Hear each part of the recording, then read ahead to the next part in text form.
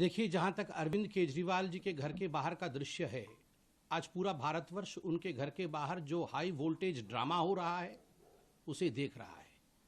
अगर मुझे एक वाक्य में कहना पड़े अरविंद केजरीवाल के घर के बाहर क्या हो रहा है तो मैं कहूंगा it is celebration of corruption. जश्न भ्रष्टाचार बनाने की कोशिश आम आदमी पार्टी के नेता और आम आदमी पार्टी के कुछ मंत्री कर रहे हैं।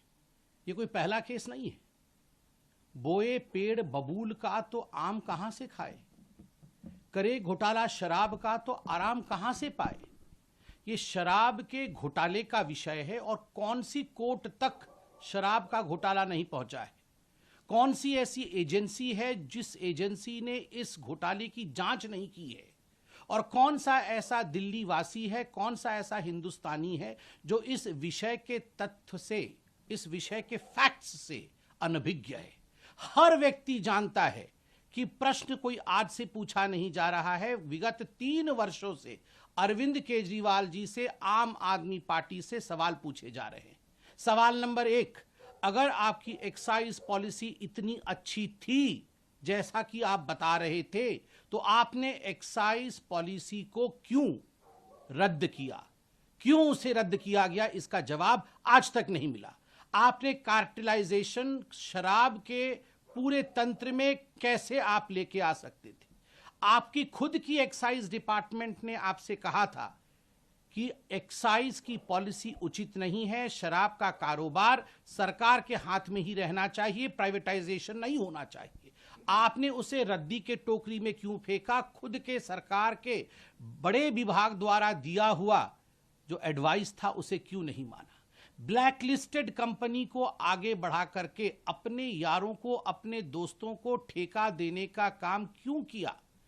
सबसे बड़ा प्रश्न उठता है। पहले 5% कमीशन दिया जाता था, आपने बढ़ा करके 12% कमीशन किया, और बैकडोर कमीशन जो 7% की अधिक कमीशन थी वह आपने ब्लैक मनी के रूप में रिसीव किया।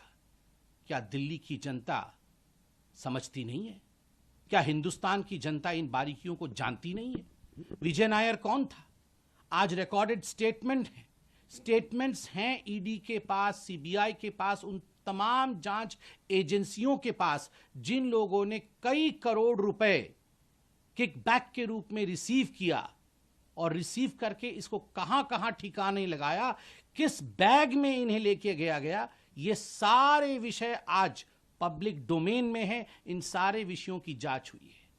14 महीने से मनीष सिसोदिया इसी विषय में जेल की सलाखों के पीछे हैं।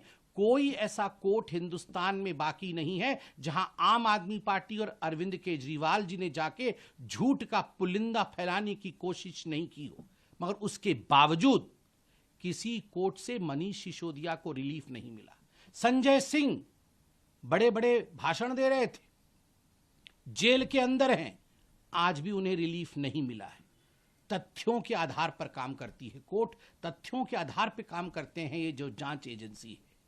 ये गेट के बाहर, घर के सामने बड़े बड़े वचन से, ड्रामा से कुछ नहीं होता है। अतसी जी कह रही हैं अरविंद केजरीवाल एक व्यक्ति नहीं है, वो एक आइडिया है।